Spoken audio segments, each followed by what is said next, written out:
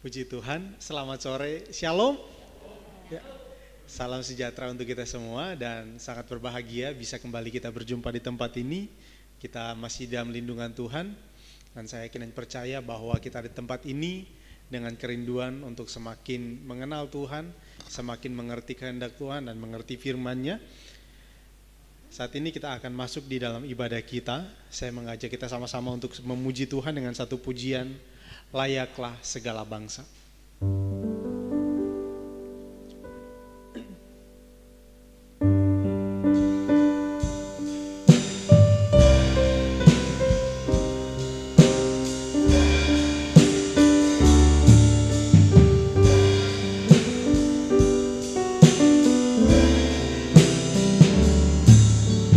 Besar dan ajaiblah karyamu, adil dan benarlah jalan. Adil dan benarlah jalanmu,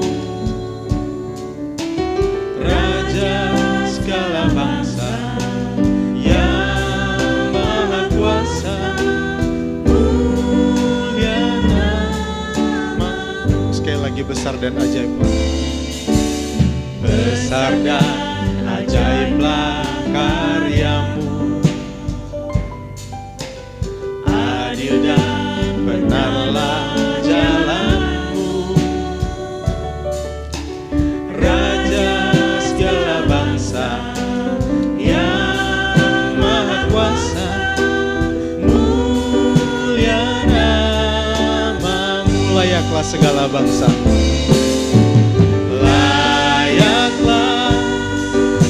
segala bangsa sujud kepadamu, sebab Kau Allah yang kudus, layak disembah. Sekali lagi, besar dan ajaiblah. Besar dan ajaiblah karyamu, adil dan benarlah jalanmu, Raja segala bangsa yang maha kuasa, mulia namamu. Besar dan ajaiblah. Besar dan ajaiblah karyamu, adil dan benarlah jalanmu,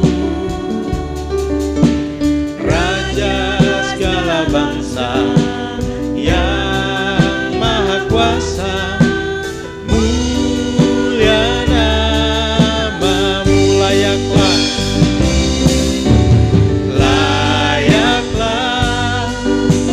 segala bangsa sujud kepadamu, sebab Kau Allah yang kudus, layak disembah. Layaklah segala bangsa, layaklah segala bangsa sujud kepadamu,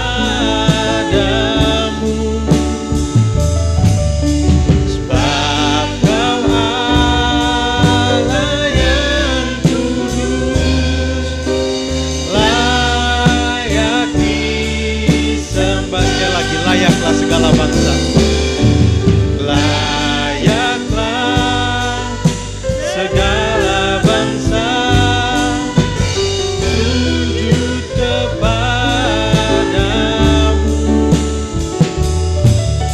sebab Kau Allah yang kudus, layak disembah. Layak disembah,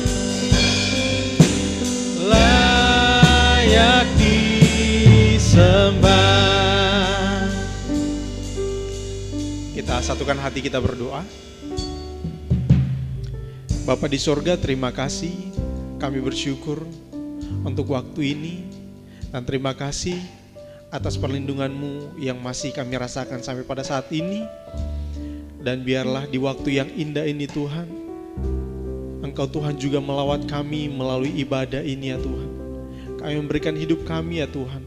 Tapi sebelumnya biarlah Tuhan sucikan, kuduskan, layakan setiap kami. Supaya kami bisa untuk mengerti dan layak untuk beribadah kepada Engkau Tuhan. Mengerti setiap kehendak-Mu, mengerti firman-Mu Tuhan. Terima kasih Tuhan, terima kasih. Ini doa kami mengucap syukur, kami sudah berdoa di dalam nama Tuhan Yesus Kristus Allah kami. Haleluya, amin. Sekali lagi, shalom. Ya, kita tetap bersyukur dan biarlah kehidupan kita senantiasa menjadi orang-orang yang selalu melakukan sesuatu yang membawa kemuliaan bagi nama Tuhan. Mari kita angkat satu pujian lagi. Kita angkat pujian Ku Beri Kemuliaan dan Hormat.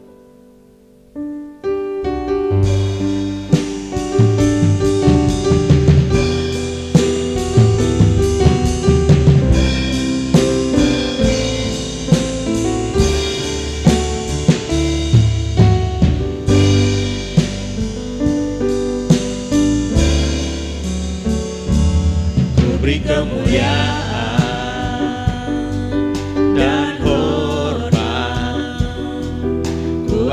suara pujian, ku agungkan nama-Mu. Ku beri kemuliaan dan hormat, ku angkat suara pujian, ku agungkan nama-Mu. Bahkan besar perbuatan-Mu ajaib, tiada seperti Engkau. Tiada seperti Engkau, bahkan besar perbuatan-Mu ajaib, tiada seperti Engkau, tiada seperti Engkau. Sekali lagi, Ku beri kemuliaan, kita berdiri bersama-sama. Ku beri kemuliaan dan suara pujian, ku agungkan nama-Mu. Ku beri kemuliaan dan hormat, ku angkat suara pujian, ku agungkan nama-Mu. Bahkan besar perbuatan-Mu ajaib, tiada seperti Engkau.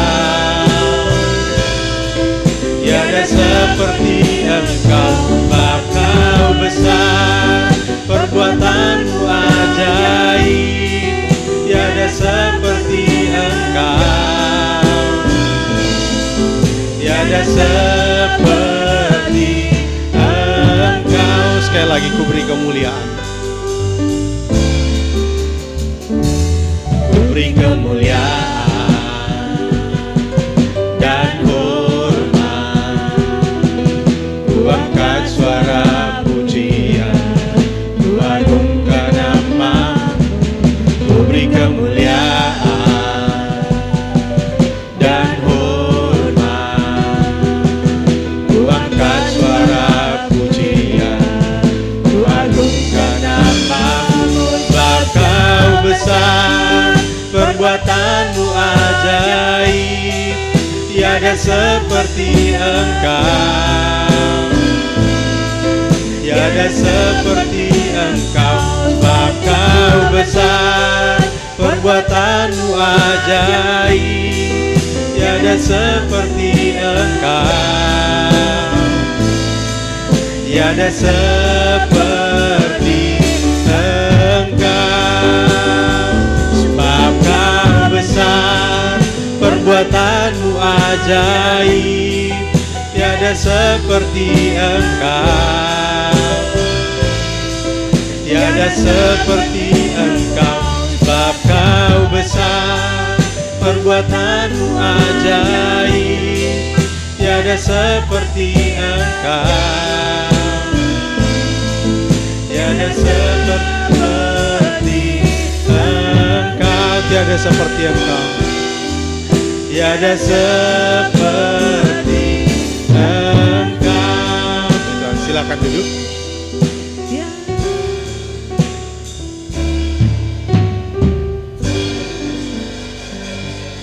Amin Bapak Ibu ya, bahwa tidak ada yang seperti Tuhan kita, tidak ada yang seperti Allah kita. Begitu banyak hal yang Tuhan telah lakukan di dalam kehidupan kita. Banyak hal mungkin kita mengalami hal-hal yang mungkin menurut kita itu adalah suatu hal yang luar biasa, mungkin suatu hal yang wah. Tapi ada satu hal yang begitu sangat luar biasa yang tidak dapat dilakukan oleh siapapun, yaitu di mana Allah itu menyelamatkan kita. Dia rela datang ke dalam dunia, menderita dan rela mengalami maut supaya kita beroleh kehidupan, supaya kita semua diselamatkan. Itu tidak ada yang bisa lakukan seperti demikian, hanya Allah kita. Baiklah Bapak Ibu, kita akan segera masuk di dalam kebenaran firman Tuhan. Saya mengajak kita mengangkat satu pujian, bagi Tuhan tak ada yang mustahil.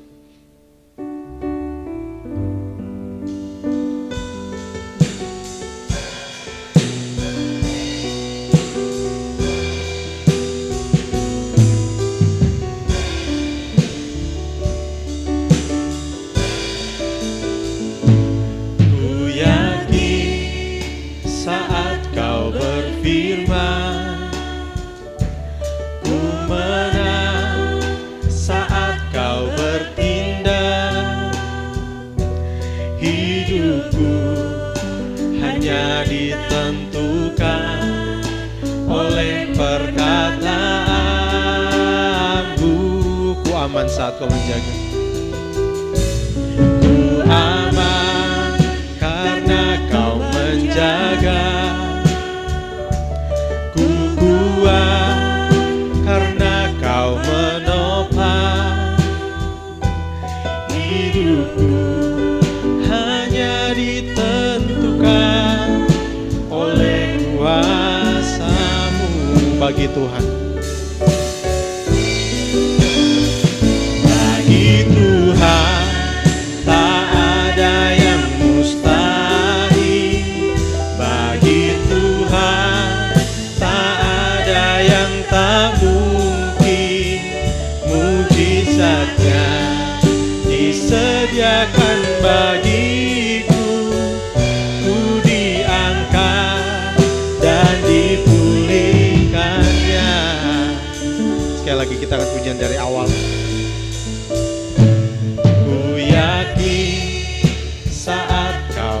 Firman, ku menang saat kau bertindak. Hidupku hanya ditentukan oleh perkataan-Mu. Ku aman karena kau menjaga,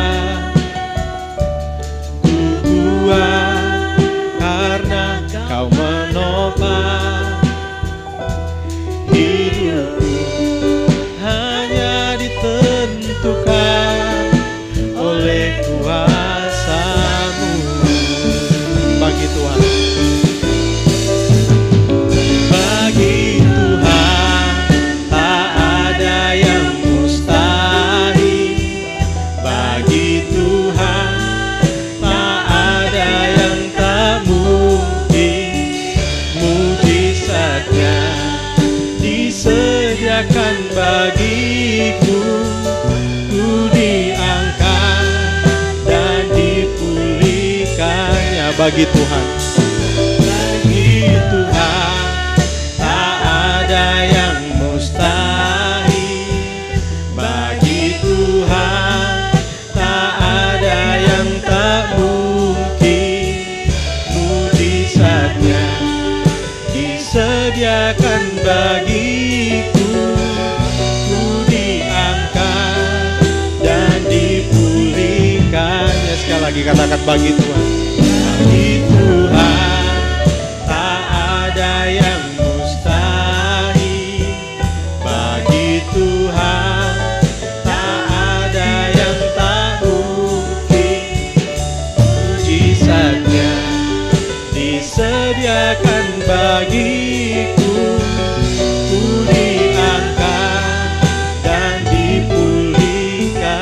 Ku diangkat, ku diangkat dan dipulihkan. Ya, ku diangkat, ku diangkat dan dipulihkannya.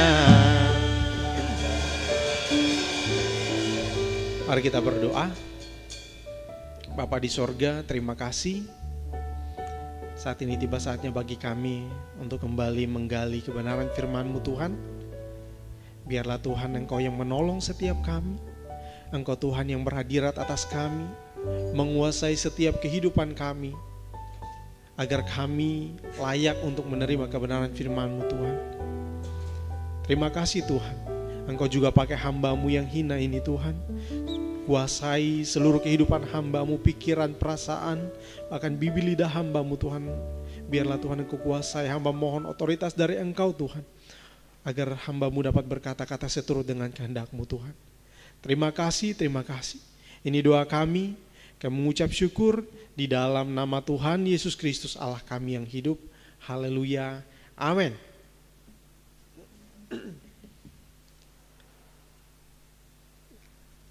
Oke, sekali lagi saya sapa semuanya. Shalom. Ya, salam sejahtera dan salam sukacita bagi kita semua. Kita percaya bahwa saya yakin dan percaya bahwa hari ini, saat ini kita semua ada di dalam keadaan yang baik dan di dalam perlindungan Tuhan. Dan kita seharusnya bersyukur untuk setiap hal yang kita lewati, setiap hari-hari hidup kita yang kita lewati bersama dengan Tuhan. Kali ini Bapak Ibu, saya masih mengajak untuk kita melihat kembali di dalam kebenaran firman Tuhan yang sudah kita bahas di beberapa waktu lalu ini. Dan sangat menarik firman Tuhan itu Bapak Ibu ya. Dan rasanya tidak akan pernah habis untuk kita menggali kebenaran firman Tuhan yang begitu sangat-sangat kaya dan sangat luar biasa. Gak akan pernah habis. Pikiran kita gak akan pernah mampu untuk menyelami kebenaran firman Tuhan. Dan itulah yang saya alami dan juga mungkin ya Bapak Ibu Saudara dan juga hamba-hamba Tuhan yang sering untuk menyampaikan kebenaran firman Tuhan, kita pasti mengalami akan hal ini. Hari ini kita baca, kita dapat berkat gini. Besok kita baca, oh gini lagi. Begitu kaya sekali Bapak Ibu ya, dan itulah kita mengerti bahwa ya dikatakan oleh firman Tuhan bahwa firman Tuhan itu hidup. Ya, kata-katanya sama. Tapi di setiap kita membaca, bahkan ketika kita membaca firman Tuhan, di saat yang sama, saya baca, Bapak Gembala dan Bapak Ibu Saudara sekalian, kita baca pembacaan yang sama. Misalnya saya katakan demikian ya, di Matius pasal yang ke-5 ayat yang ke-13 ini ya.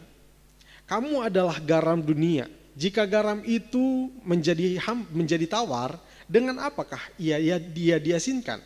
Tidak ada lagi gunanya selain dibuang dan diinjak orang. Kita membaca ayat yang sama, di waktu yang sama, tetapi kita bisa memperoleh berkat yang berbeda-beda. Itulah kekayaan firman Tuhan. Dan sangat menarik jika kita memahami akan hal-hal yang demikian. Dan rasanya tidak akan pernah bosan untuk mendalami firman Tuhan, untuk selalu melihat kebenaran firman Tuhan, karena begitu sangat unik. Dan saya belum pernah membaca buku atau tulisan-tulisan yang luar biasa ini. Nah, kali ini Bapak Ibu, kalau mungkin seperti yang sudah saya katakan tadi, kita membaca beberapa waktu yang lalu sudah banyak sebenarnya dijelaskan tentang garam dan terang. Banyak hal kita juga sudah mendapatkan berkat yang banyak dari pembacaan ini. Itu baru dari 3 ayat saja Bapak Ibu ya, 4 ayat ya. Jadi dari 4 ayat ini kita sudah mendapatkan berkat yang begitu sangat banyak. Hal ini saya akan mengajak kita untuk melihat kembali di dalam pembacaan ini. Garam dunia dan terang dunia. Saya akan bacakan untuk kita sekalian. Kamu adalah garam dunia. Jika garam itu menjadi tawar, dengan apakah dia diasinkan? Tidak ada lagi gunanya selain dibuang dan diinjak orang. Kamu adalah terang dunia. Kota yang terletak di atas gunung tidak mungkin tersembunyi. Lagi pula, Orang tidak menyalakan pelita lalu meletakkannya di bawah gantang, melainkan di atas kaki dian, sehingga menerangi semua orang di dalam rumah itu. Demikianlah hendaknya terangmu bercahaya di depan orang, supaya mereka melihat perbuatanmu yang baik dan memuliakan Bapamu yang di surga. Maaf ya. Ya, kalau kita membaca ayat-ayat ini, ya tentunya ini bukan suatu hal yang asing di telinga kita Bapak Ibu. Ini bahkan mungkin kita sudah sering sekali dengar, apalagi di beberapa waktu ini. Kita sudah membaca, sering membaca, atau juga kalau kita ingat juga di khotbah Bapak Gembala di minggu yang kemarin juga sempat disinggung. Tapi kita bisa melihat bahwa firman Tuhan itu begitu sangat kaya, dan seperti saya katakan bahwa ini bukan suatu hal yang asing.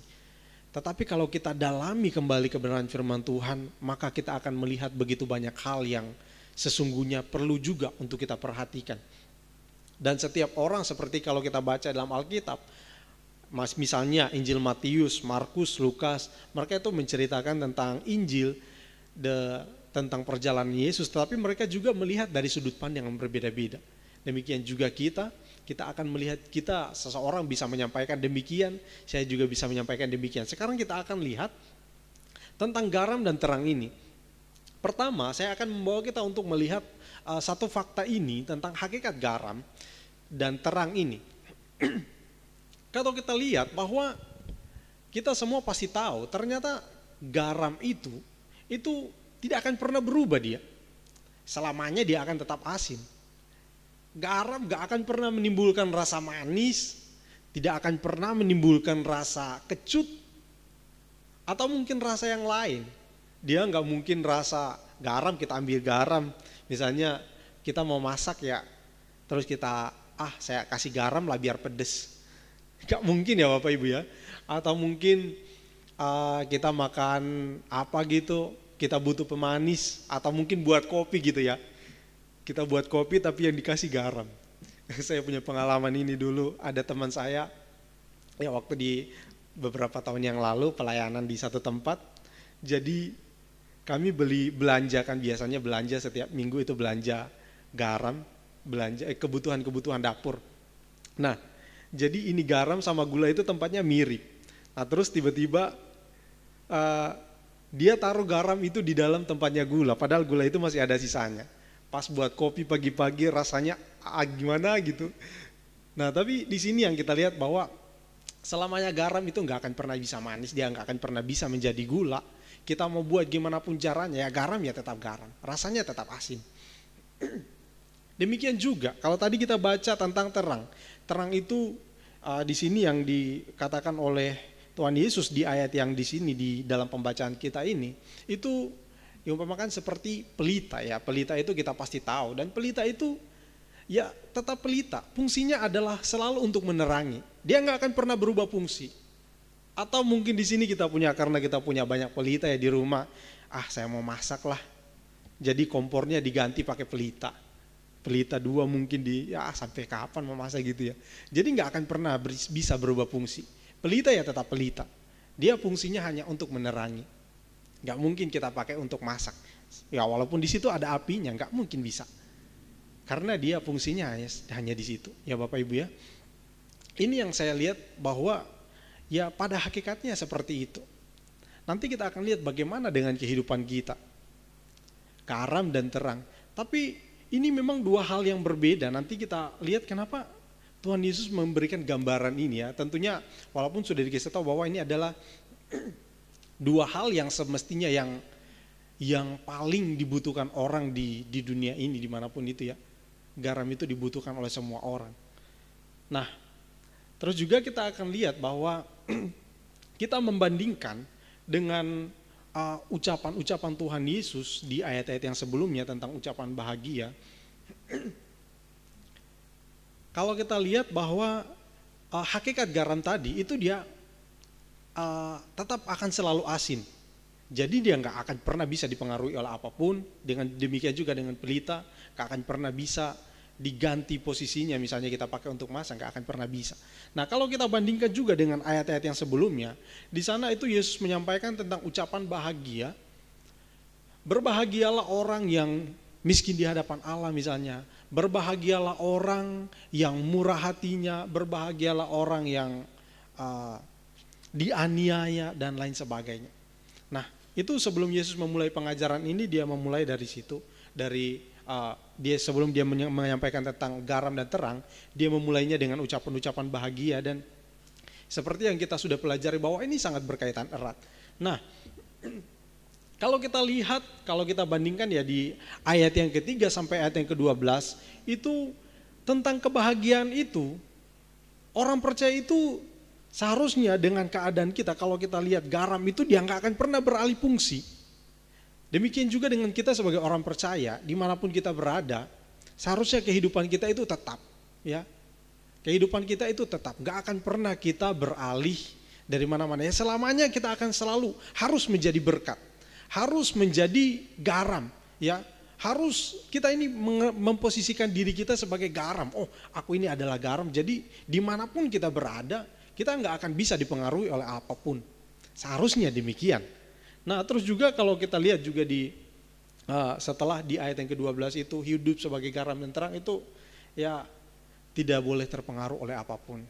Dimanapun kita, waktu atau keadaan atau situasi mungkin yang kita alami, masalah yang kita alami, seharusnya itu tidak akan pernah bisa untuk mempengaruhi keadaan kita sebagai orang percaya. Ya walaupun kita harus akui bahwa di dalam kehidupan kita memang banyak masalah. Setiap orang itu punya tingkatan kemampuan yang berbeda-beda, masalah yang dihadapi juga berbeda-beda. Mungkin kita hari ini mengalami masalah di dalam rumah tangga, atau mungkin masalah di dalam pekerjaan kita, masalah di dalam hubungan kita dan lain sebagainya. Tapi kalau kita mengerti posisi kita, kita mengerti hakikat kita sebagai orang percaya, maka kita akan selalu berdiri di tempat yang sama dan akan selalu melakukan hal-hal yang sama. Maksudnya hal-hal yang sama ini dalam artian kita melakukan apa yang benar di mata Tuhan. Selalu melakukan apa yang benar yang menyenangkan hati Tuhan. Ingat seperti yang beberapa waktu yang lalu juga saya sudah mengatakan bahwa fokusnya itu akan berujung kepada kemuliaan kepada Allah. Ya, jadi itulah yang selalu menjadi fokus kita. Membawa kemuliaan bagi Tuhan, menyenangkan hati Tuhan. Nah, di sini kita lihat bahwa hidup sebagai garam dan terang, hidup kita sebagai garam dan terang, ya, itu memang bukan suatu hal yang mudah. Kalau dikatakan tadi berbahagia, kalau kita bandingkan di ayat yang ke-12 sampai ayat yang ketiga sampai ayat yang ke-12, itu kalau Bapak Ibu masih ingat di beberapa waktu yang lalu juga saya katakan bahwa sebenarnya keadaannya itu terbalik. Dikatakan berbahagia, dianiaya oleh karena kebenaran. Juga dikatakan juga berbahagia suci hatinya.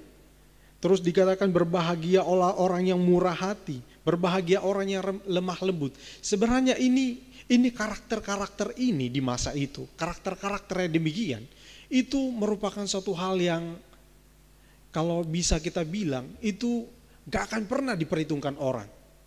Ya, sebenarnya gak akan pernah diperhitungkan orang. Gak ada lagi keadilan. Pemimpin yang berkuasa, siapa yang kuat dia yang berkuasa. Bukan siapa yang murah hati dia yang akan memiliki bumi. Itu nggak terlihat sama sekali di situ. Pokoknya siapa yang berkuasa, siapa yang kuat, maka dialah yang akan berkuasa. Yang kuat maka dialah yang hebat. Tidak ada keadilan. Kebenaran begitu sangat timpang dan orang memutarbalikan asal mungkin punya uang, asal mungkin punya kuasa, itu semua akan berjalan dengan baik. Tapi orang di sini dikatakan orang yang lemah lembut, wah makin diinjak-injak Bapak Ibu ya. Orang yang misalnya murah hati, kebaikan itu nggak dihargai lagi mungkin ya. Itu begitu sangat miris keadaan di waktu itu. Nah, sehingga kalau kita bandingkan dengan perkataan Yesus yang mengatakan hal-hal demikian berbahagia, maka akan timbul pertanyaan besar ya mungkin ya. Nah, tetapi di sini kita lihat bahwa ini memang adalah pengajaran yang diberikan oleh Yesus sebenarnya khusus kepada murid-muridnya. Banyak orang memang waktu itu yang ikut Yesus, yang datang kepada Yesus, tapi mereka pada dasarnya bukan karena ingin datang untuk mendengar pengajaran Yesus, tetapi mereka ikut Yesus, mereka datang kepada Yesus karena mujizat yang dilakukan oleh Yesus. Tapi berbeda dengan murid-murid Yesus. Mereka lihat mujizat, mereka lebih tertarik kepada apa yang diajarkan oleh Yesus. Itu yang membuat mereka itu berbeda dengan yang lain.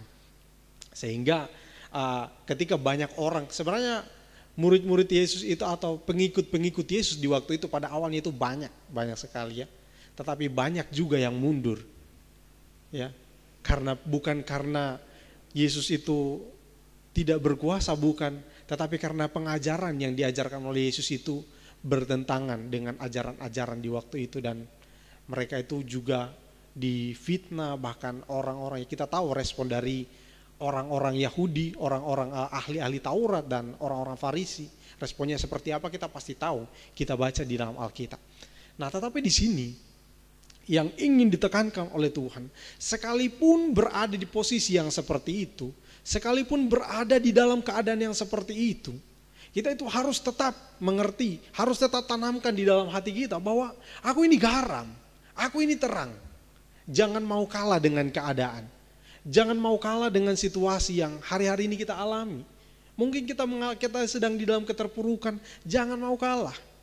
Harus tetap berdiri sebagai garam dan terang.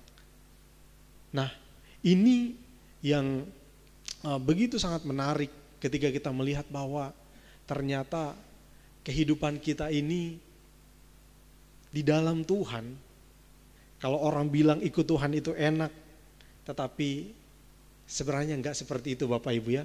Mungkin saat ini kita merasakan nyaman dan sebagainya, tapi sebenarnya kita itu sedang berada di situasi yang mungkin di tempat kita ini tidak ada seperti pengucilan dan lain sebagainya. Mungkin kita belum begitu mengalami, tapi di beberapa tempat yang kita juga tahu ada satu tempat yang memang tidak membolehkan di sana orang beribadah. Ini begitu sangat miris, tapi disitulah kita melihat apakah orang itu benar-benar sungguh-sungguh ikut Tuhan atau justru mereka putar haluan Bapak Ibu ya. Tapi kita lihat bahwa banyak orang Kristen yang tetap setia kepada Tuhan sekalipun lingkungannya tidak mendukung, sekalipun keadaan di sekitarnya tidak mendukung, dia tetap berdiri sebagai orang-orang yang mengatakan aku ini adalah anak Tuhan, aku ini adalah garam dan terang. Jadi dan dengan keadaan yang demikian dia memberikan sesuatu yang baik. Nanti kita akan lihat seperti apa sih sebenarnya garam itu, terang itu yang mungkin kita sudah belajar, tapi saya akan ingatkan kita kembali bahwa sebenarnya seperti apa sih kita itu hidup sebagai garam, sebagai terang. Nanti kita lihat bersama-sama. Kita lanjut Bapak Ibu ya. Nah, ini seperti tadi yang saya katakan bahwa hidup sebagai garam dan terang itu ya hanya ada dua ya. Ya mungkin ada bisa kita tambahin satu, mungkin ada orang yang tahu tapi cuek lah. Tapi intinya kalau orang cuek itu sama dengan orang yang menolak Bapak Ibu ya. Nah, di sini hanya ada dua penolakan, yaitu bisa terjadi karena gengsi, orang sebenarnya mereka sudah tahu itu hal yang baik, itu apa yang kita bawa itu tentang garam, itu tentang terang, itu yang kita bawa, yang ada pada kita, itu sebenarnya sesuatu yang baik, tapi orang lain memang mereka gengsi, mungkin gengsi atau mungkin mereka itu tidak mengerti, sehingga terjadi penolakan. Terus juga kalau misalnya mereka menerima, itu berarti orang itu adalah orang yang rendah hati, dan mereka itulah orang-orang yang mengerti, lalu mereka menerima apa yang kita bawa, apa yang kita sampaikan kepada mereka tentang garam dan terang. Jadi garam dan terang itu kita bisa saja, yang saya mau katakan di sini, kita bisa saja ditolak, kita bisa juga diterima. Jadi jangan berharap bahwa kehidupan kita sebagai orang percaya, karena kita ini garam, kita mungkin berpikir bahwa oh aku ini garam, aku ini terang. Oh pasti semua orang butuh garam, butuh terang semua. Siapa sih yang gak mau terang? Siapa sih yang gak mau garam? Semua orang pasti butuh lah. Lalu kita berpikir aku pasti diterima di mana aja. Aku pasti Orang-orang pasti akan butuh sama aku. Mungkin bahkan mereka bukan hanya sekedar terima, tapi aku mungkin dicari-cari sama orang-orang. Nah, tapi di sini kita lihat bahwa tidak demikian, Bapak Ibu ya. Kemungkinan untuk ditolak itu sangat besar. Ya. Kemungkinan untuk kita mengalami penolakan sebagai orang percaya itu sangat besar. Tapi juga tidak menutup kemungkinan kita juga akan diterima. Tapi yang saya mau katakan di sini bahwa ingat, hakikat kita atau posisi kita sebagai orang percaya itu adalah garam dan terang. Tetaplah untuk selalu menjadi garam, tetaplah untuk selalu hidup di dalam terang itu, supaya kita semua selalu hidup di dalam hal yang demikian, supaya kita semua ini bisa menjadi berkat, bisa dilihat oleh orang, dan mereka, kalau mereka itu adalah orang-orang yang benar-benar mengerti, rendah hati dan mau menerima, maka nama Tuhan dimuliakan. Nah, kita lanjut. Nah, inilah jati diri kita sebagai orang percaya. Jadi garam dan terang itu adalah jati diri kita sebagai orang percaya. Kalau kita lihat bahwa jati diri kita adalah sebenarnya kita ini adalah orang-orang yang telah dibenarkan. Sebelum kita menjadi garam, sebelum kita ini menjadi terang di dalam Tuhan, maka kita ini adalah orang-orang yang terbuang. Kalau dibilang bayang-bayang maut itu sudah ada pada kita, tinggal menanti waktunya saja kita akan dihukum. Tetapi di dalam Tuhan, melalui karya penyelamatan Kristus yang dilakukan bagi kita, maka kita ini semua dari orang yang berdosa, yang seharusnya mengalami maut, tetapi kita dibenarkan, kita diangkat menjadi anak-anak Allah, dan jati diri kita itu menjadi orang-orang yang benar, dan kita adalah orang-orang yang garam dan terang. Dan kehidupan kita sebagai orang-orang yang telah dibenarkan oleh Tuhan, seharusnya kita itu selalu berfokus kepada kebenaran. Selalu berfokus kepada kebenaran. Ya. Jadi kita fokus kepada kebenaran untuk memperbaiki diri, atau mungkin ada hal-hal yang salah kita jangan sampai kita itu terhanyut ikut arus lalu kita jadi orang-orang yang ikut melakukan kesalahan.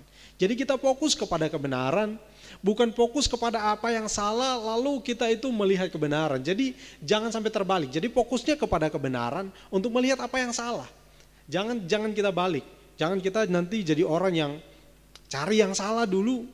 Ini jadi kayak gini Bapak Ibu. Jangan kita itu buat dosa dulu baru kita tahu itu benar. Jadi jangan sampai demikian ya. Jadi kita itu harus selalu berfokus kepada kebenaran. Cari selalu kebenaran. Belajar selalu tentang kebenaran. Sehingga kita tidak lihat bukan fokus kepada apa yang salah untuk dapat melihat kebenaran. Jangan sampai demikian. Jangan sampai kita balik. Tapi fokus kita adalah selalu kepada kebenaran. Karena dimana kalau misalnya kita itu selalu berfokus kepada kebenaran, maka pikiran kita, hati kita akan selalu tertuju kepada apa yang kita fokuskan. Tapi kalau kita berfokus kepada apa yang salah, maka semuanya itu akan menjadi, pikiran kita akan selalu tertuju di situ. Seperti ini contohnya Bapak Ibu ya. Ini di dalamnya air. Coba Bapak Ibu jangan pikirkan kalau ini air. Kan sulit Bapak Ibu jadinya ya. Sama seperti ini misalnya kita itu ilmu psikologi tentang anak itu mengajarkan bahwa kalau kita itu mendidik anak, itu jangan sampai banyak larangan. Oh jangan ini, jangan itu, ini nggak boleh, itu nggak boleh. Jangan kebanyakan gitu katanya. Tapi kita nyatakan, oh ini harus begini. Misalnya kita itu katakan sesuatu yang sebenarnya, misalnya kalau misalnya main api, kita jangan bilang, jangan main api ya gini-gini, nanti kamu gini-gini. Nah tapi kita katakan bahwa nanti anak itu akan punya pikirannya itu akan penasaran untuk mencoba. Nah itu yang dikatakan oleh psikologi. Nah, demikian juga kita di sini yang saya mau katakan adalah bahwa kalau kita itu fokus kepada kepada hal-hal yang buruk selalu, maka pikiran kita itu akan ke situ terus dan kita akan penasaran mungkin ya. Kita akan ingin mencoba untuk melakukan hal-hal yang demikian. Tapi kalau kita berfokus kepada kebenaran, kita selalu tertuju kepada kebenaran, maka itu yang akan selalu kita kejar dan kita akan selalu berusaha untuk mencapainya. Sehingga saya katakan jangan sampai kebalik. Jangan sampai kita itu berfokus kepada apa yang salah, lalu dari kesalahan itu baru kita mencoba untuk menemukan kebenaran. Jangan demikian, tetapi fokus kepada apa yang benar, lalu kita akan melihat, oh ternyata ini salah, ternyata itu salah. Dan kita bisa membedakan apa yang baik dan yang berkenan kepada Tuhan. Kita lanjut. Oke. Kalau kita lihat dari dua hal ini, garam dan terang, kita pasti mengerti bahwa ini adalah dua hal yang berbeda. Sangat jauh berbeda. Sangat jauh berbeda. Tapi kenapa Tuhan itu menyatakan bahwa kita ini garam, kita ini terang. Seolah-olah kedua hal itu adalah satu hal yang sama. Nah, nanti kita akan lihat Bapak Ibu ya. Kalau garam itu sebenarnya itu adalah benda yang berbentuk Bapak Ibu ya. Ada bentuknya garam. Kita bisa ambil garam, kita bisa pegang. Itu ada.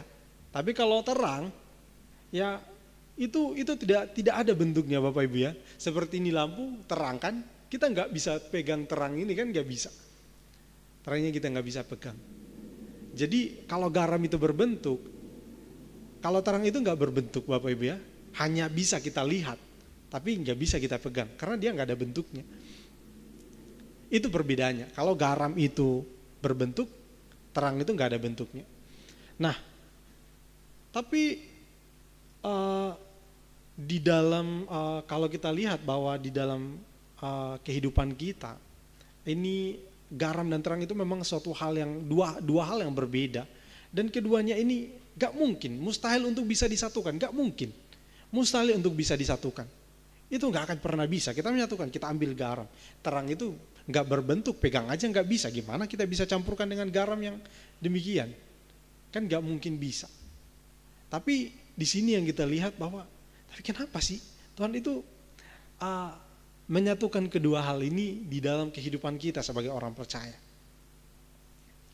Ya, kalau kita seperti tadi saya katakan, garam terang ini adalah dua hal yang berbeda, dan mereka keduanya ini secara logis ini nggak mungkin bisa menyatu. Tapi kita lihat bahwa di dalam perumpamaan, di dalam gambaran yang diberikan oleh Yesus tentang kehidupan kita sebagai orang percaya, bahwa dua hal ini satu di dalam kita. Dan dua hal ini kalau kita lihat, kalau kita baca dari apa yang dari ayat-ayat ini, kita bisa menemukan bahwa ketika dua hal ini disatukan di dalam kita, maka ini kayak sesuatu yang dua hal yang sebenarnya nggak bisa dipisahkan, ya, dalam kehidupan kita. Garam itu adalah sesuatu yang mungkin ya bisa dipegang, bisa dirasakan. Tapi terang itu adalah sesuatu yang bisa dilihat. Nah, ini yang saya ingin katakan kepada kita sekalian, bahwa dua hal ini memang seharusnya tidak bisa untuk kita pisahkan di dalam kehidupan kita. Ada yang seharusnya dirasakan di dalam kehidupan kita. Orang-orang merasakan tentang kebaikan kita. Mereka merasakan tentang kemurahan Tuhan yang Tuhan nyatakan dalam kehidupan kita. Mereka juga bisa rasakan. Tetapi jangan hanya sampai demikian. Mereka juga harus bisa melihat di dalam kehidupan kita bahwa kita ini adalah benar-benar orang yang adalah garam dan terang, benar-benar anak Tuhan. Garam dan terang, kalau misalnya garam, kalau kita hanya berperan sebagai garam saja dalam kehidupan kita ini, akan banyak orang yang penasaran Bapak Ibu ya. Dan penasaran gak akan pernah bisa untuk menemukan jawabannya. Itu yang saya pahami dari hal ini, bahwa kalau kita itu hanya berperan sebagai garam saja, maka orang maksudnya kita hanya berperan, hanya memberikan rasa tanpa orang-orang itu melihat hal-hal yang kita sebagaimana kita itu adalah anak-anak Tuhan, maka orang itu akan penasaran tanpa menemukan jawabannya. Ya. Jadi garam itu ada memang suatu hal yang penting. Tetapi kalau ditaruh di dalam kehidupan kita sebagai orang percaya, maksudnya kita memposisikan diri kita sebagai garam dan terang, maka tidak cukup untuk sebagai garam saja. Tapi kalau kita hanya menggunakan hanya terang saja Bapak Ibu ya, maka ini kita nggak akan menarik jadinya. Kita nggak ada bedanya, sekalipun Yesus melakukan banyak mujizat, itu nggak ada gunanya. Makanya banyak orang yang datang mengikuti Yesus, mereka hanya kejar itu. Mereka tidak mengerti tentang kasih karunia Allah yang dibawa oleh Yesus ke dalam dunia ini.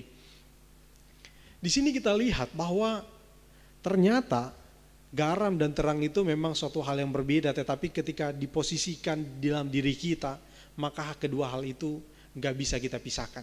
Kita nggak bisa hanya berperan sebagai garam, atau kita itu nggak bisa berperan hanya sebagai terang saja. Kalau kita berperan sebagai terang, mujizat-mujizat yang dilakukan oleh Yesus itu hanya seperti trik sulap, hanya seperti sulap yang hanya ketika dilakukan itu udah cukup. Gak ada bedanya juga sama dukun-dukun, gak ada bedanya sama orang-orang pintar yang bisa melakukan hal-hal yang bisa dikatakan spektakuler. Ya gak ada bedanya.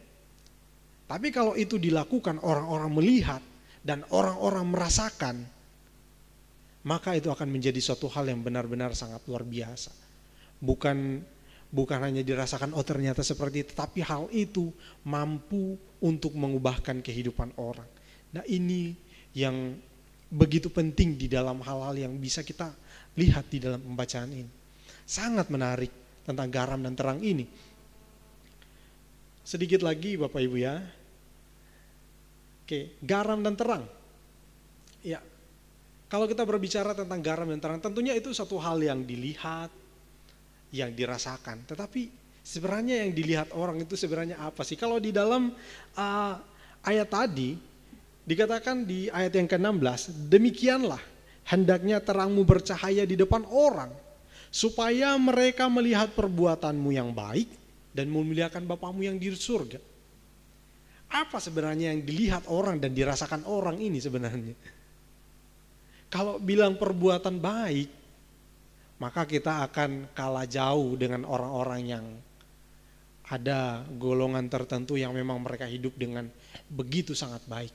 Menjaga karakternya, menjaga kehidupannya. Banyak sekali orang di luar orang Kristen, orang percaya yang hidupnya bahkan lebih baik dari kita. Kita akan kalah dengan mereka. Apa sebenarnya yang dilihat orang dan dirasakan ini? Nah, mungkin kita melihat bahwa baik. Mungkin kita berpikir baik. Orang melihat kita baik, orang merasakan tentang kebaikan kita, ya udah di situ. Tapi kalau kebaikan itu sebenarnya tujuannya apa sih? Hanya sekedar jadi orang baik? Apa Tuhan datang ke dunia, jadi kamu nanti hidup baik ya. Nanti orang-orang lihat, ya udah mereka memuliakan Bapa di surga. Gak mungkin Bapak Ibu. Banyak orang baik ya, dan juga saya juga sering melihat banyak sekali orang yang melakukan kebaikan. Tetapi kebaikannya ya cukup sampai di situ saja Bapak Ibu ya. Tetapi kebaikan yang Tuhan maksudkan ini sebenarnya itu berbeda dengan apa yang kita pahami tentang kebaikan-kebaikan pada umumnya. Jadi kebaikan yang saya mau katakan bahwa kan di sini dikatakan bahwa tujuannya atau hasil akhirnya adalah memuliakan Bapa kita yang di surga. Hasil akhirnya. Bagaimana sih kita hanya sekedar berbuat baik, terus orang-orang terus nanti memuliakan Bapa kita yang di surga? Yang jadi pertanyaannya, bisakah orang yang tidak percaya memuliakan Bapa yang di surga? Bisakah orang-orang yang gak beriman kepada Tuhan Yesus Kristus membawa kemuliaan bagi Tuhan, kepada Allah? Sedangkan kalau kita baca di dalam Ibrani pasal yang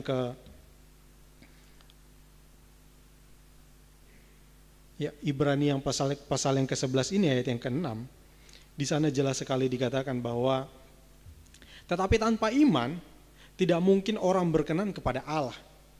Sebab barang siapa berpaling kepada Allah, ia harus percaya bahwa Allah ada dan bahwa Allah memberi upah kepada orang yang sungguh-sungguh mencari Dia.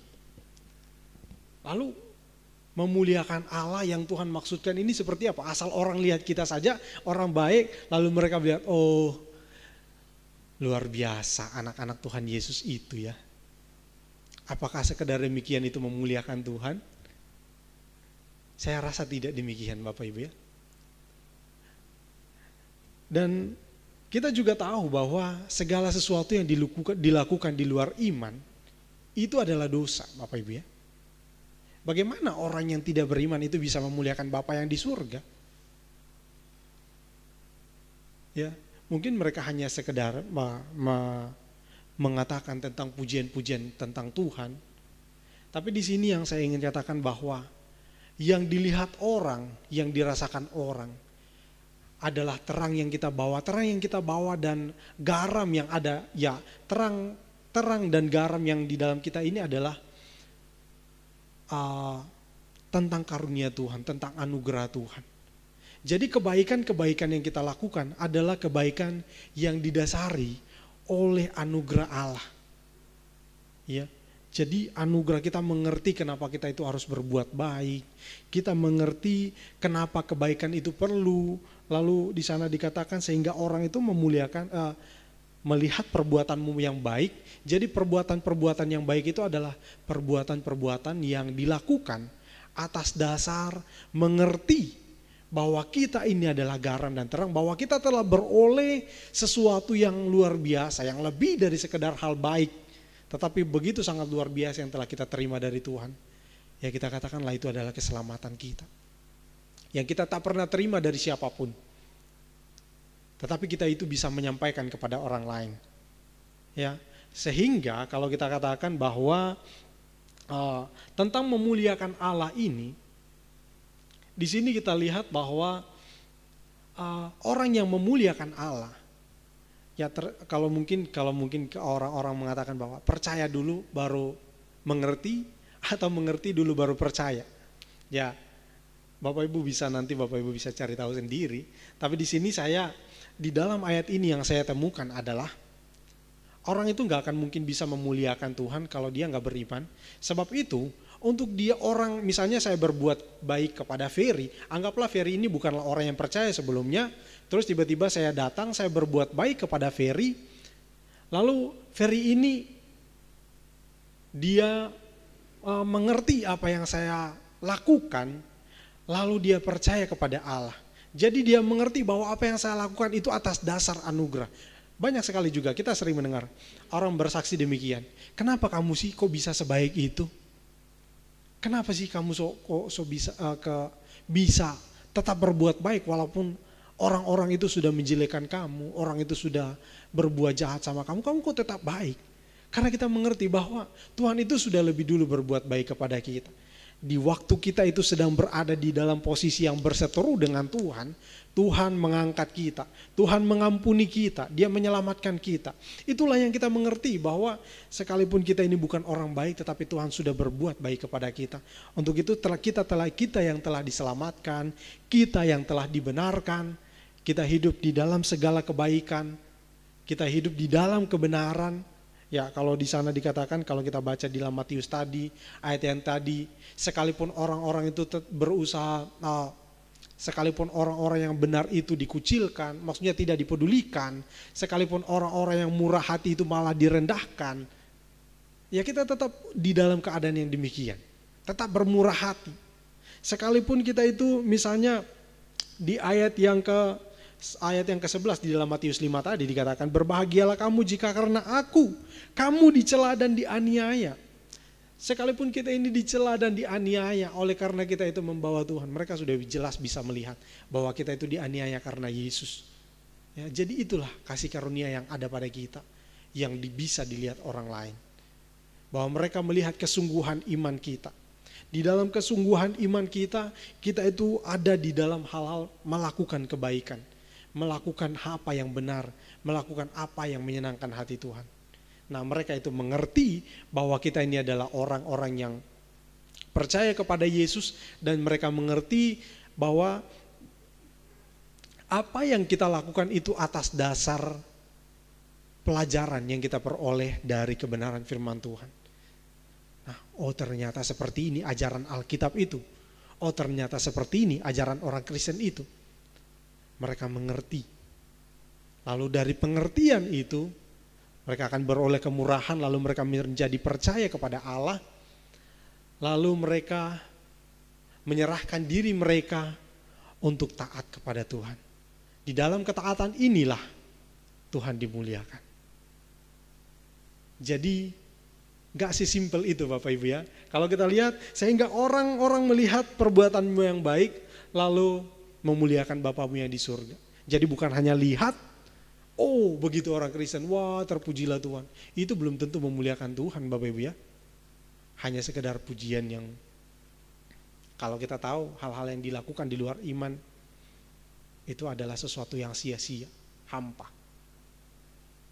Jadi walaupun kita mengatakan Tuhan Yesus baik, Tuhan Yesus luar biasa, aku cinta kepadamu Tuhan Yesus, tapi kalau itu di luar iman, itu adalah satu hal yang hampa. Ya. Nah, sebab itu mereka melihat perbuatan kita yang baik, mereka mengerti bahwa itu semua atas dasar anugerah Tuhan, lalu mereka menjadi percaya, dan di dalam karena mereka itu sudah percaya, maka mereka itu menyerahkan diri untuk taat kepada Allah. Berbalik dari kehidupan mereka yang di luar Tuhan, masuk dalam kehidupan bersama dengan Tuhan, meninggalkan dosa-dosa, atau kita katakan itu satu tindakan pertobatan, dan hal itu yang memuliakan Allah. Dan kita tahu, ini sangat cocok dengan apa yang dikatakan oleh Tuhan Yesus juga, bahwa kalau ada yang bertobat, satu orang yang bertobat, maka seluruh surga bersuka cita. Nah, jadi hal ini membawa kemuliaan bagi nama Tuhan. Kalau orang menjadi percaya dan mengikut Kristus, menyerahkan diri mereka untuk mengikut Kristus, maka itu adalah hal yang memuliakan Tuhan. Ya, tapi kita jangan kita patah hati Bapak Ibu ya, jangan kita kecewa. Mungkin aku sudah berbuat sebaik sama ini, tapi dia nggak pernah percaya tuh, dia nggak pernah menjadi orang yang dia nggak pernah mau menerima Kristus itu. Saya sudah berbuat baik sudah sekian lama. Ya jangan putus asa Bapak Ibu ya. Itu semua anugerah Tuhan. Tugas kita hanya hidup sebagai terang, hidup sebagai garam. Cuma itu tugas kita. Tetap lakukan apa yang benar, tetap lakukan apa yang baik. Dan nama Tuhanlah yang akan dimuliakan.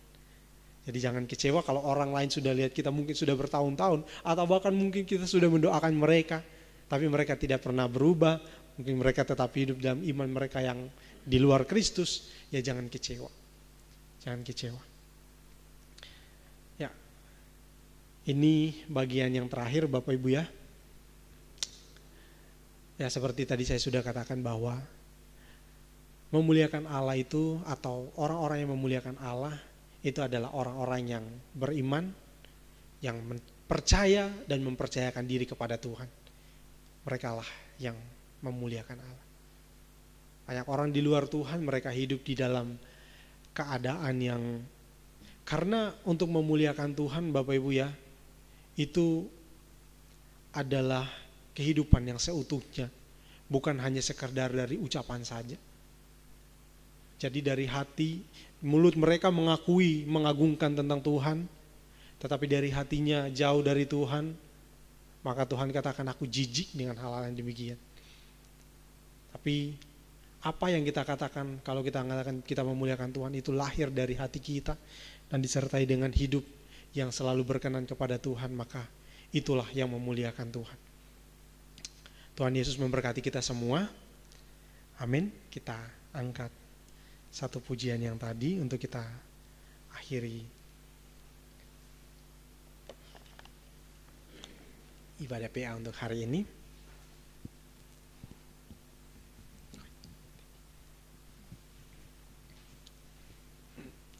Ku beri kemuliaan dan hormat.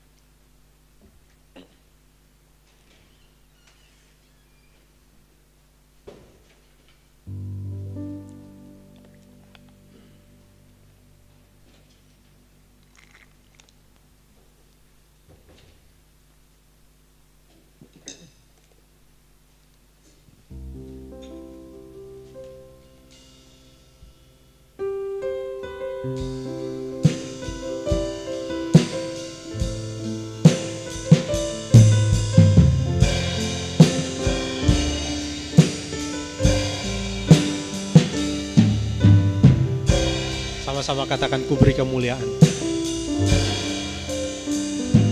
Ku beri kemuliaan dan hormat, ku angkat suara pujian, ku agungkan namamu. Ku beri kemuliaan dan hormat, ku angkat suara pujian, ku agungkan namamu. Sebab kau besar, perbuatanmu ajaib, tiada seperti engkau, tiada seperti engkau. Sebab kau besar, perbuatanmu ajaib, tiada seperti engkau, tiada seperti engkau. Sekali lagi, ku beri kemuliaan, ku beri kemuliaan dan hormat, ku angkat suara pujian, ku agungkan namamu. Ku beri kemuliaan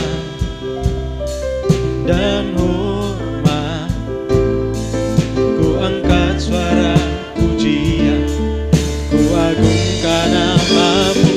Sebab kau besar, perbuatanmu ajaib, tiada seperti engkau, tiada seperti engkau. Sebab kau besar, perbuatanmu ajaib, tiada seperti engkau, tiada seperti engkau. Sebab kau besar, dengan hormat kepada Bapak Gembala, kalau kita angkat. Perbuatanmu ajaib, tiada seperti engkau,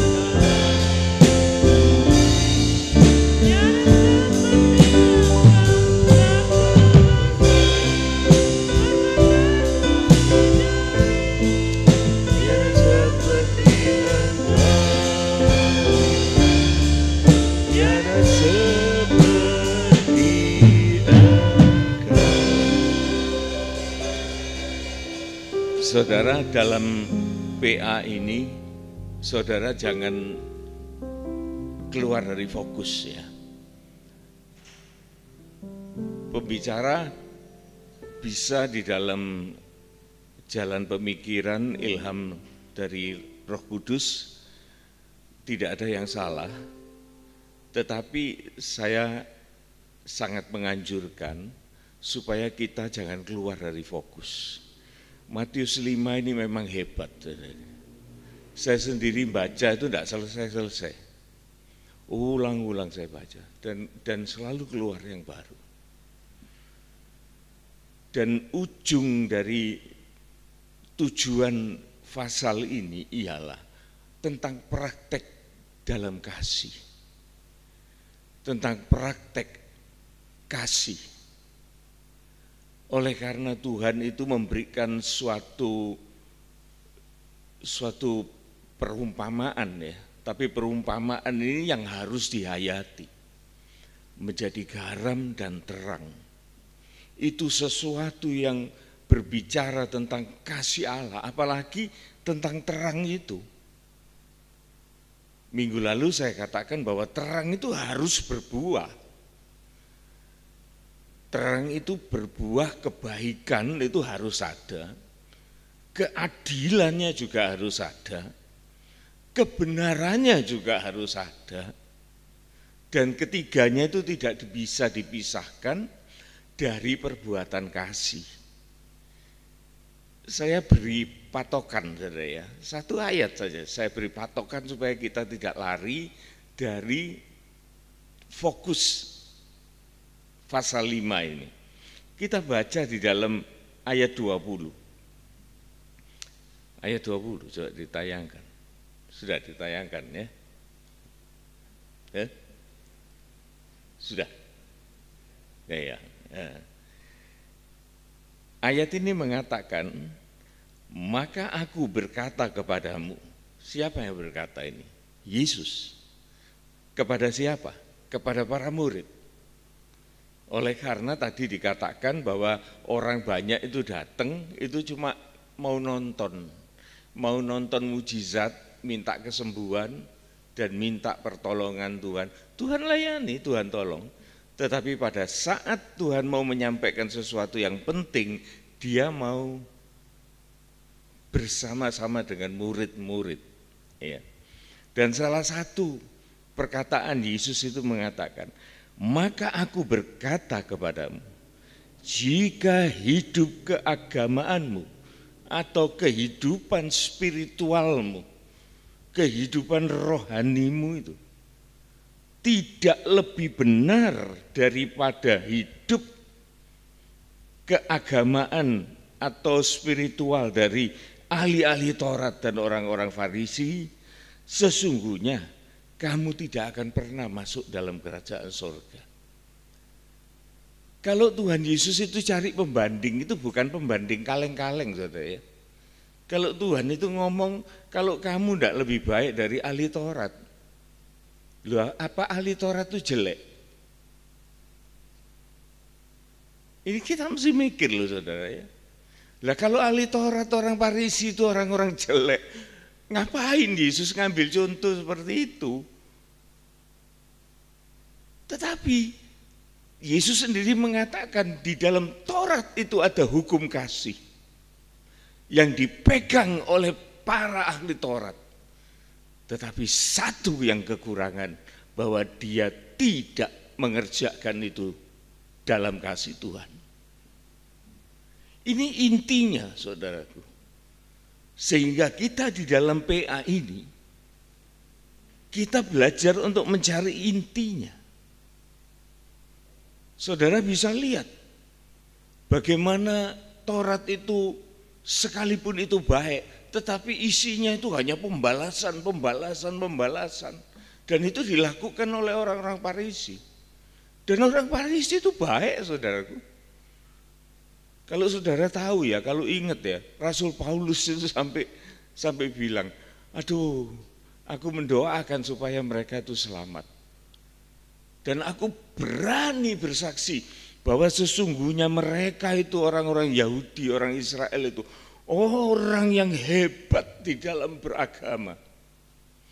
Tetapi mereka itu tidak tahu kebenaran, sehingga mereka itu menggunakan kebenaran dirinya sendiri. Loh, itu Rasul Paulus di dalam Roma 10 itu kalau nggak salah. Saking dia sambatnya, bahwa dia sangat menyayangkan bahwa hukum kasih yang sedemikian di dalam Taurat itu telah dipakai oleh orang-orang Farisi, orang Yahudi itu untuk hal-hal yang balas-membalas. Lah ini Tuhan yang tidak mau. Sehingga Tuhan mengatakan jangan kayak itu loh ya. Kalau kamu tidak lebih bagus kayak dari itu, nah berarti itu sudah bagus sebetulnya. Tetapi Tuhan bilang, aku mau kamu lebih bagus dari itu. Ya, jadi kita jangan sampai kehilangan fokus. Mungkin ini masih panjang ini ceritanya ini Matius ini ya.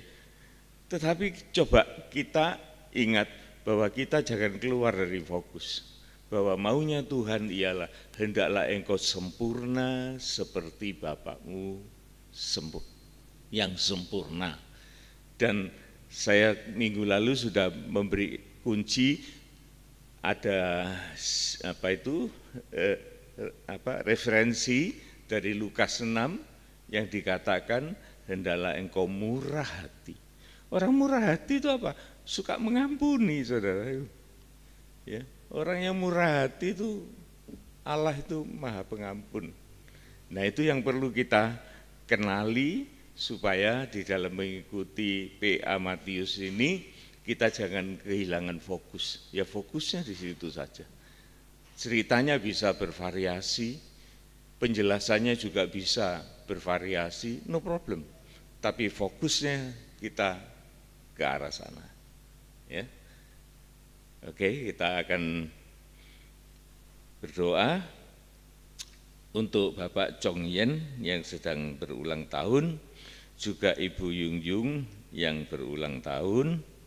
Semoga Tuhan semakin memberkati tubuh jiwa roh dan mau memakai kehidupan Bapak Chong Yen dan Ibu Yung Yung untuk kemuliaan nama Tuhan. Mari kita bangkit berdiri, saudaraku, kita berdoa. Bapa di dalam surga, terima kasih buat kesempatan yang sudah kami manfaatkan, yaitu kami bersama dengan Engkau memeriksa dan memahami firman-Mu dengan pertolongan, kemurahan, dan Roh-Mu yang kudus. Berkati Tuhan hamba-Mu yang telah menyampaikan semuanya ini, dan Engkau pakai kehidupannya semakin hari untuk semakin nyata di dalam talenta-talenta yang telah Engkau berikan. Demikian juga dengan semuanya Tuhan, hamba-hamba-Mu sebagai tim pelayan di dalam gereja ini, Engkau teguhkan pemakaian mereka supaya mereka juga menjadi garam dan terang secara nyata. Inilah Tuhan doa kami. Dan kami juga berdoa bagi Bapak Chong Yen dan Ibu Yung Yung yang keduanya berulang tahun. Tuhan, peliharakan mereka dengan kasih sayang-Mu. Peliharakan mereka dalam kekuatan kesehatan tubuh jiwa roh mereka. Dan di dalam keluarga mereka juga, Engkau jadikan mereka sebagai berkat yang luar biasa. Terima kasih Tuhan. Terima kasih. Demikian juga siapapun yang berulang tahun atau menghendaki sesuatu pertolongan dari Tuhan, kami juga doakan mereka tanpa kami sebutkan namanya, oleh karena Engkau adalah Allah yang Maha Tahu. Terima kasih Tuhan, saatnya kami akan kembali pulang dan kami mohon berkat Tuhan. Saudara-saudaraku yang dikasihi oleh Tuhan Yesus Kristus, terimalah segala berkat, anugerah, kasih sayang, damai sejahtera, sukacita surgawi yang datang dari Allah Bapa, Putra, dan Roh Kudus menyertai kita semua, mulai dari saat ini sampai Maranatha Tuhan Yesus datang kembali. Pulanglah beserta dengan segala berkat ini, juga disertakan dengan berkat-berkat jasmania yang kita butuhkan dan juga memungkinkan kita untuk menjadi berkat bagi orang-orang lain. Dalam nama Tuhan Yesus Kristus, kami sudah berdoa. Amin, amin, amin. Tuhan berkati.